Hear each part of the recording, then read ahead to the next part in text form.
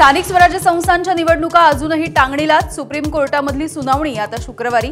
Supreme कोर्टाकडून निवडणुकीच्या प्रक्रियेला स्थगिती नाही। मुंबई पालिकेमध्ये महायुतीला आव्हान देण्यासाठी महाविकास आघाडीला मनसेची गरज। 2024च्या विधानसभा निकालांच्या नुसार 22 प्रभागांमध्ये मनसेच किंग मेकर। अयोध्येमधल्या राम मंदिरामध्ये दिमाखात फडकला धर्मध्वज। अयोध्येसह संपूर्ण देशभरात जल्लोषाचं वातावरण। पंतप्रधानांच्या हस्ते विधिवत पूजन।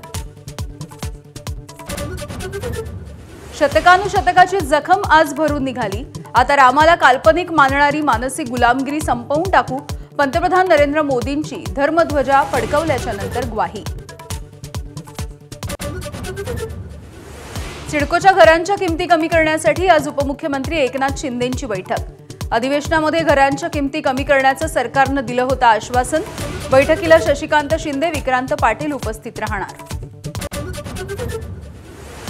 नवी मुंबईमधल्या वाशी बाजार समितीमध्ये शेवग्याच्या शेंगांना 400 रुपये किलोचा दर। आवक घटल्यामुळे भाजीपाल्याच्या दरांवरती परिणाम। इतर भाजीपाला 150 रुपयांच्या पार। भारतीय पासपोर्टवरून अरुणाचल प्रदेशामधल्या महिला प्रवाशाची शांघाय विमानतळावरती अडवणूक। चीनी इमिग्रेशन अधिकाऱ्यांकडून अपमानास्पद वागणूक। भारतानं नोंदवला तीव्र निषेध।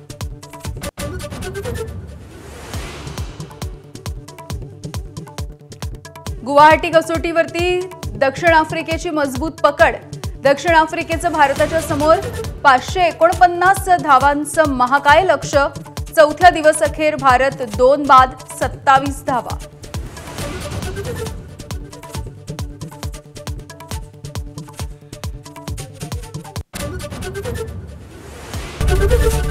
एबीपी माझा, उघडा डोळे बघा नीट।